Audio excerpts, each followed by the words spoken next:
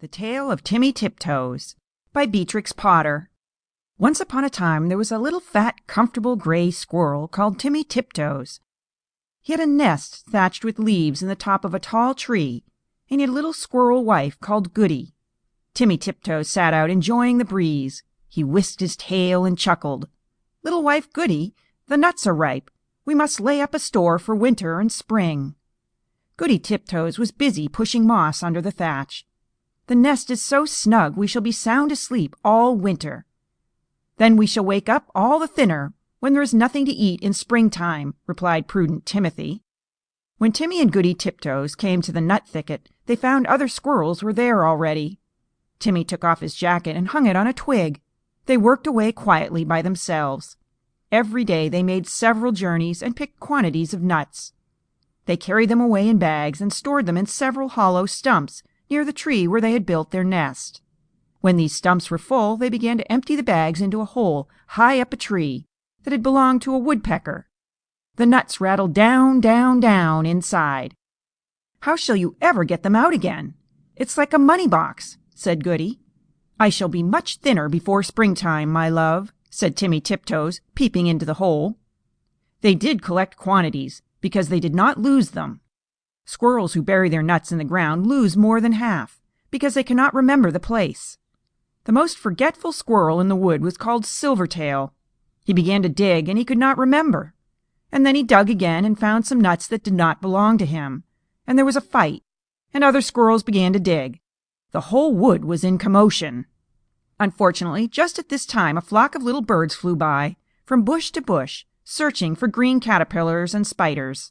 There were several sorts of little birds, twittering different songs. The first one sang, "Who's been digging up my nuts? Who's been digging up my nuts?" And another sang, "Little bit of bread and no cheese, little bit of bread and no cheese." The squirrels followed and listened.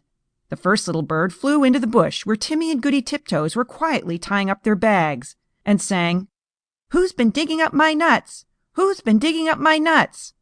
Timmy Tiptoes went on with his work without replying.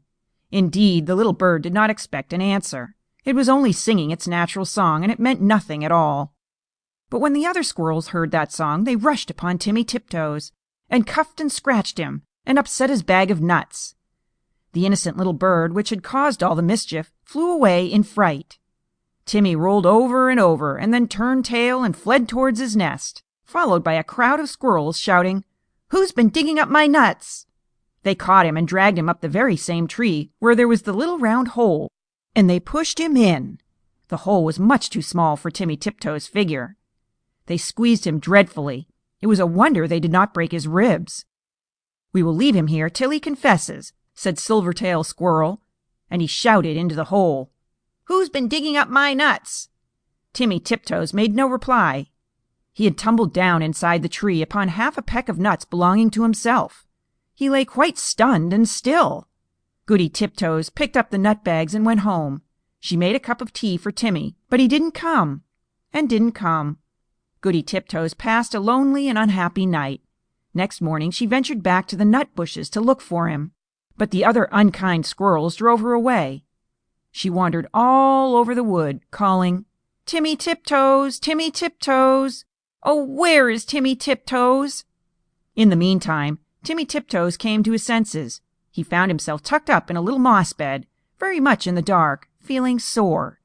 It seemed to be underground. Timmy coughed and groaned because his ribs hurted him. There was a chirpy noise, and a small striped chipmunk appeared with a nightlight and hoped he felt better.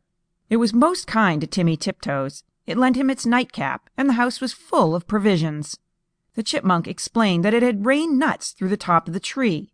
"Besides, I found a few buried." It laughed and chuckled when it heard Timmy's story. While Timmy was confined to bed, it enticed him to eat quantities. "But how shall I ever get out through the hole unless I thin myself? My wife will be anxious." "Just another nut, or 2 nuts. Let me crack them for you," said the chipmunk. Timmy Tiptoes grew fatter and fatter. Now Goody Tiptoes had set to work again by herself.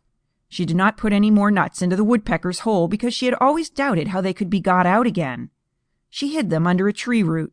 They rattled down, down, down. Once when Goody emptied an extra big bagful, There was a decided squeak, and next time Goody brought another bagful, a little striped chipmunk scrambled out in a hurry. It is getting perfectly full up downstairs. The sitting room is full, and they are rolling along the passage. And my husband, Chippy Hackee, has run away and left me. What is the explanation of these showers of nuts? I am sure I beg your pardon. I did not know that anybody lived here, said Mrs. Goody Tiptoes. But where is Chippy Hackee? My husband, Timmy Tiptoes, has run away too. I know where Chippy is. A little bird told me, said Mrs. Chippy Hackee. She led the way to the woodpecker's tree, and they listened at the hole. Down below there was a noise of nutcrackers, and a fat squirrel voice and a thin squirrel voice were singing together. My little old man and I fell out. How shall we bring this matter about? Bring it about as well as you can, and get you gone, you little old man. You could squeeze in through that little round hole, said Goody Tiptoes. Yes, I could, said the chipmunk, but my husband Chippy Hackee bites.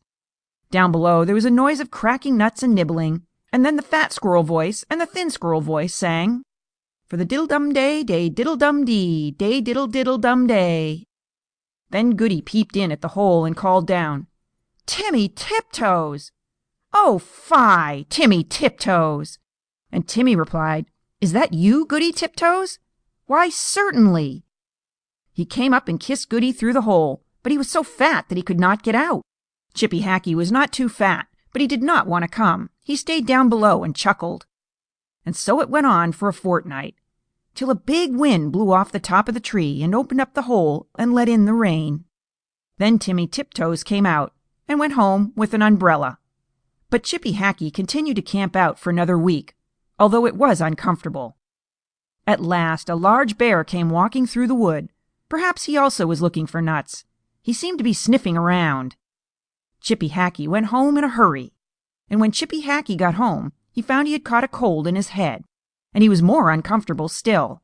And now Timmy and Goody Tiptoes keep their nut store fastened up with a little padlock. And whenever that little bird sees the chipmunks, he sings, Who's been digging up my nuts? Who's been digging up my nuts? But nobody ever answers. End of the tale of Timmy Tiptoes.